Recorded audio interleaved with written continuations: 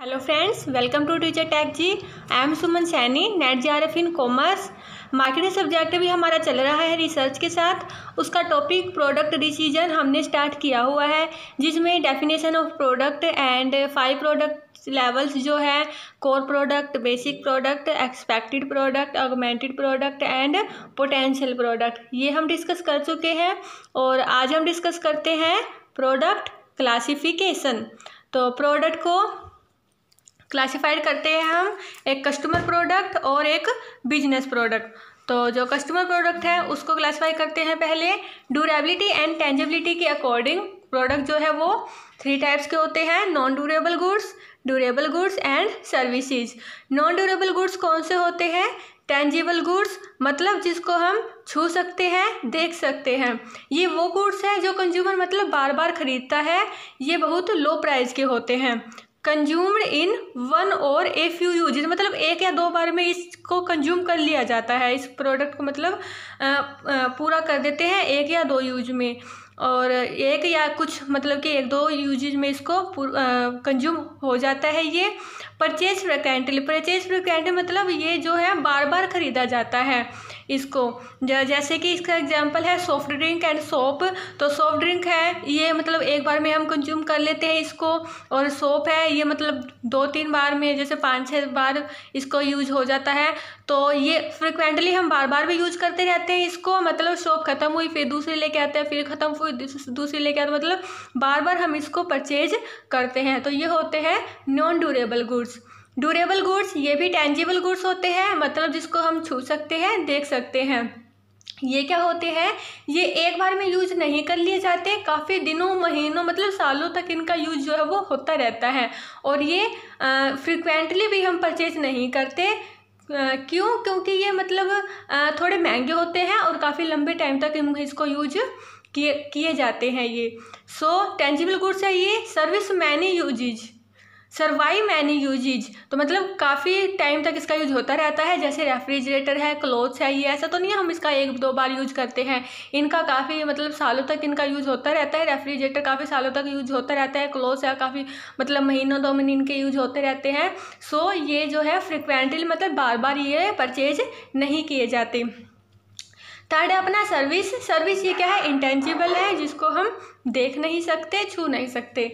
तो सर्विस जो है ये वेरिएबल एंड पेरिशेबल है। वेरिएबल मतलब जो चेंज होते रहते हैं, नॉट स्टेइंग द सेम नहीं रहते।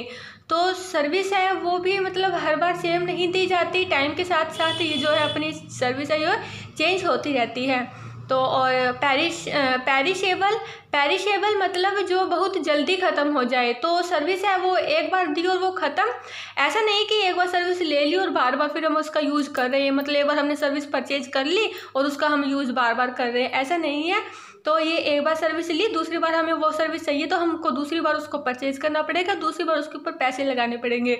जैसे कि हेयर कट है तो, और लीगल एडवाइजेज है, तो हेयर कट है तो एक दूसरी बार सर्विस लेने के लिए वो हमें परचेज करना पड़ेगा दूसरी बार। सो ये होती है सर्विसेज। ओके, तो ये ड्यूरेबिलिटी एंड टेंजिबिलिटी के अकॉर्डिंग ये थे टाइप्स ऑफ प्रोडक्ट। और अब है स्ट्रेटजी रिक्वायर्ड, मतलब कि इन प्रोडक्ट को बेचने के लिए एक सेलर को कौन सी स्ट्रेटजी अपनानी चाहिए, मतलब किस टाइप के गुड्स के लिए सेलर कौन सी स्ट्रेटजी बनाए कि वह ज़्यादा से ज़्यादा अपना प्रोडक्ट जो है सेल कर सके। तो उसके लिए नॉन ड्यूरेबल गुड्स के लिए सेलर को कौन सी स्ट्रेटजी अपनानी चाहिए? Because these are purchase frequently, क्योंकि बार बार खरीदे जाते हैं। The appropriate strategy is to make them available in many location and advertise heavily. तो ये बार बार खरीदे जाते हैं क्योंकि तो बार बार परचेज होते रहते हैं। तो ये ज़रूरी हो जाता है कि कंज्यूमर को वो ईजिली अवेलेबल हो सके। तो मार्केटर को चाहिए कि वो डिफरेंट कई लोकेशन में अपना प्रोडक्ट ईजिली अवेलेबल करवाए, अवेलेबल इन मैनी लोकेशन। तो डिफरेंट सभी लोकेशन में वो अपना जो प्रोडक्ट है अवेलेबल करवाए। जैसे कि जैसे कि सोप है तो उसके लिए इसको कंज्यूमर बार बार खरीदता है, तो इसके लिए कंज्यूमर जो है दूर जाना बिल्कुल पसंद नहीं करेगा। उसे जहाँ आसानी से अपना प्रोडक्ट मिलेगा वो वहीं से अपना प्रोडक्ट खरीद लेगा। और तो उसको अवेलेबिलिटी करवानी चाहिए। एंड एडवर्टाइज हैवीली, तो इसके लिए एडवर्टाइज भी ज़्यादा से ज़्यादा करवानी चाहिए ताकि कंज्यूमर के है उनके जो अपना प्रोडक्ट है वो नोन में रहे, उनके सामने मतलब बार बार अपना प्रोडक्ट आए और वो अपने प्रोडक्ट को जो है प्रेफरेंस दे। तो इसके लिए स्ट्रेटजी अपनानी चाहिए, availability and advertise heavily. Durable goods के लिए कौन सी स्ट्रेटजी अपनानी चाहिए? रिक्वायर मोर पर्सनल सेलिंग, ज़्यादा ज़्यादा personal selling and service and more seller guarantee. क्यों? ये थोड़े महंगे होते हैं और एक बार परचेज करके काफ़ी लंबे टाइम तक यूज किए जाते हैं, तो इसके लिए पर्सनल सेलिंग जो है वो की जानी चाहिए, क्योंकि सिर्फ ऐड देखकर सीधा ही कंज्यूमर इस टाइप के जो गुड्स है वो नहीं खरीदता है और गारंटी की भी कस्टमर इसमें डिमांड करता है। तो इसमें तो मोर सेलर गारंटी भी इसमें दी जानी चाहिए। अब है सर्विस के लिए क्या जो स्ट्रेटजी है वो अपनानी चाहिए? सर्विस मतलब रिक्वायर मोर क्वालिटी कंट्रोल, तो ज़्यादा से ज़्यादा क्वालिटी अच्छी देने की इसमें ज़रूरत होती है। एंड सप्लायर क्रेडिबिलिटी मतलब सर्विस देने वाला भरोसे योग्य हो, कंज्यूमर उस पर मतलब पूरा ट्रस्ट करता हो, तभी हम उससे जो सर्विस है वो लेते हैं। जैसे कि कोई हेयर कट करवाता है तो जिस पर वह पूरा ट्रस्ट करता है कि ये अच्छा हेयर कट करेगा उसी के पास वह जाता है। सो क्रेडिबिलिटी होनी चाहिए और अडेप्टेबिलिटी होनी चाहिए। अडेप्टेबिलिटी मतलब हमारी सर्विस चेंज होती रहे according to new situation, new fashion और पर्सन टू पर्सन जो है वो चेंज होती रहे कि जैसे कि कोई हेयर कट करवाता है तो ऐसा नहीं कि वो एक ही स्टाइल में करता है और सभी कस्टमर के वो एक ही स्टाइल में हेयर कट करेगा, मतलब वो अलग अलग कस्टमर के अकॉर्डिंग, उनके चॉइस के अकॉर्डिंग अलग अलग करेगा। सो अडेप्टेबिलिटी भी हमारी सर्विस में होनी चाहिए। तो ये थी स्ट्रैटेजी अपनानी चाहिए एक सेलर को अपनी ज़्यादा से ज़्यादा सेल करने के लिए। इस टाइप्स के गुड्स के लिए कौन सी स्ट्रैटेजी अपनानी चाहिए। तो अब ये है कंज्यूमर गुड्स क्लासिफिकेशन, वो थी टेंजेबिलिटी और उसके टेंजेबिलिटी और ड्यूरेबिलिटी के अकॉर्डिंग टाइप्स ऑफ जो गुड्स थे ये थे कंज्यूमर गुड्स क्लासिफिकेशन। ये होते हैं convenience goods, shopping goods, speciality goods और एक होता है अनसोल्ड गुड्स। तो कन्वीनियंस गुड्स कौन से होते हैं? Convenience goods purchase frequently and immediately, जो फ्रिक्वेंटली ये भी जो बार बार खरीदे जाते हैं, एंड इमीडिएटली और एकदम से अचानक से जो ये प्रोडक्ट है वो खरीद लिए जाते हैं। Minimum efforts to comparison and buying, इसमें मतलब कि खरीदने में हम ज़्यादा एफर्ट्स नहीं लगाते, ज़्यादा कंपेयर नहीं करते, ये वाला लूँ ज़्यादा सोचते नहीं है, मतलब जल्दी से इसको हम खरीद लेते हैं। लो यूनिट प्राइस, इनमें जो पर यूनिट प्राइस होता है प्रोडक्ट का वो लो होता है। जैसे कि सॉफ्ट ड्रिंक है, सोप है, न्यूज़पेपर है, ये कौन से गुड्स है? ये है कन्वीनियंस गुड्स जो हम बार बार खरीदते हैं, इमीडिएटली अचानक से खरीद लेते हैं। जैसे सॉफ्ट ड्रिंक है वो मन हुआ तो हमने खरीद ली और इसमें ज़्यादा फैट्स नहीं लगाते हम। जैसे सोप कौन सी लूँ, ब्रिज वाली लूँ, लक्स वाली लूँ, कौन सी लूँ, ज़्यादा नहीं सोचते, मिनिमम मतलब बहुत कम, ना के बराबर थोड़ा सा सोचा और ले लिया। तो इसमें ये जो प्राइस होता है इसका वो भी बहुत कम होता है, ज़्यादा इसमें हम मोल भाव नहीं करते, बिना मोल भाव के, बिना तैयारी के, किसी भी जगह किसी भी शॉप से टाइम पर हम इसको खरीद लेते हैं, वो होते हैं कन्वीनियंस गुड्स। कन्वीनियंस गुड्स के बाद आते हैं shopping goods. Shopping goods characteristically compare, उसको हम थोड़ा मतलब कि करैक्टरिस्टिक उसकी उसको कंपेयर करते हैं, थोड़ा सा मोल भाव करते हैं। Basis of suitability, quality, price, style, इनके बेसिस पर हम जो प्रोडक्ट है उनको थोड़ा कंपेयर करते हैं। इसमें थोड़ा मोल भाव करते हैं, कंपेयर करते हैं प्रोडक्ट को उसकी क्वालिटी के अकॉर्डिंग, उसके प्राइस के अकॉर्डिंग, डिजाइन, गारंटी, इन सब के बेसिस पर उनको हम कंपेयर करते हैं। जैसे है फर्नीचर, क्लोथ, तो इसको हम ऐसे ही नहीं ले लेते, बस सोचा और देखा और ले लिया, तो इसको हम थोड़ा सा कंपेयर करके, थोड़ा सा मोल भाव करके, सोच समझ के ये सब चीज़ें हम खरीदते हैं। जैसे वॉशिंग मशीन हो गया, तो ये कौन से हैं, ये है अपने शॉपिंग गुड्स। उसके बाद आते हैं स्पेशलिटी गुड्स। स्पेशलिटी गुड्स कौन से होते हैं, यूनिक कैरेक्टरिस्टिक और ब्रांड आइडेंटिफिकेशन, जिसके अंदर यूनिक कैरेक्टरिस्टिक होती है। यूनिक कैरेक्टरिस्टिक मतलब असाधारण विशेषता जो बहुत कम मिलती है वो इनमें होती है। ब्रांड आइडेंटिफिकेशन इसमें मतलब जो अच्छी ब्रांड की चीज़ें देख के ही ली जाती है, ये काफ़ी हाई प्राइस के होते हैं। स्ट्रॉन्ग ब्रांड प्रेफरेंस मतलब बढ़िया ब्रांड को इसमें प्रेफरेंस दी जाती है। Boat with more time and efforts, तो इसको खरीदने में ज़्यादा टाइम और ज़्यादा एफर्ट्स लगाते हैं, ज़्यादा मोल भाव करते हैं, ज़्यादा सोच समझ के इसको मतलब ख़रीदा जाता है। कस्टमर्स को खरीदने में टाइम भी ज़्यादा लेता है, सोचने के साथ दूसरों को राय लेने में, बेस्ट ब्रांड पता करने में ज़्यादा एफर्ट जो है वो इसमें लगाता है। जैसे इसके एग्जांपल है डायमंड नेकलेस एंड कार। तो ये चीज़ें हैं जो हम ऐसे ही नहीं खरीद लेते, इसमें थोड़ा सा हम सोच समझ के दूसरों से राय लेके फिर हम इसको खरीदते हैं। तो ये थे convenience goods, shopping goods and speciality goods. अब जो ये कन्वीनियंस गुड है ये भी 3 टाइप्स के होते हैं। ये है staples goods, impulse goods and emergency goods. तो स्टेपल गुड्स कौन से होते हैं, स्टेपल गुड्स होते हैं purchase on a regular basis, जो रेगुलर बेसिस पर खरीदे जाते हैं। रूटीनली जो खरीदते हैं, जैसे ख़त्म हुआ फिर दूसरा खरीद लिया, फिर ख़त्म हुआ फिर उसके बाद ख़त्म होती दूसरा खरीद, मतलब रूटीनली हम इसको खरीद रहे हैं रेगुलर बेसिस पर। जैसे कोलगेट हो गया, सोप हो गई, तो ये है staples good. Impulse goods, impulse goods कौन से होते हैं, purchase without any planning and search, इसमें हम कोई प्लानिंग नहीं करते कि हमें वो खरीदना है, एक अचानक से अपने मन में आता है और हम उसको खरीद लेते हैं। जैसे चॉकलेट हो गई, चिप्स हो गई, जैसे अचानक से बैठूँ मेरा चॉकलेट खाने का मन हो और मैंने जाके वो खरीद ली, तो इसमें मैं कोई प्लानिंग नहीं करती, कुछ सर्च नहीं करती, तो वो होते हैं इम्पल्स गुड्स जो विदाउट प्लानिंग हम खरीदते हैं। एमरजेंसी गुड्स, एमरजेंसी गुड्स होते हैं when a need is urgent, जब कुछ अर्जेंट आ जाता है अचानक से हमें खरीदने के लिए, तो वो एमरजेंसी गुड्स होते हैं। जैसे कि अम्ब्रेला, बारिश हो रही है और बारिश होनी स्टार्ट हो जाती है और हमें अचानक से अम्ब्रेला खरीदने की ज़रूरत अचानक से आ पड़ती है, तो हम वो खरीदते हैं, तो वो होते हैं एमरजेंसी गुड्स। जैसे इसका और एग्जाम्पल लेते हैं, जैसे कि मेडिसिन लगा लेते हैं। जैसे किसी के जैसे पेन होता है, हेडेक होता है, तो उसके लिए जो कॉम्बिफ्लैन कुछ गोली होती है वो अचानक से हम जाके ले आते हैं और वो ले लेते हैं, तो ये होते हैं एमरजेंसी गुड्स।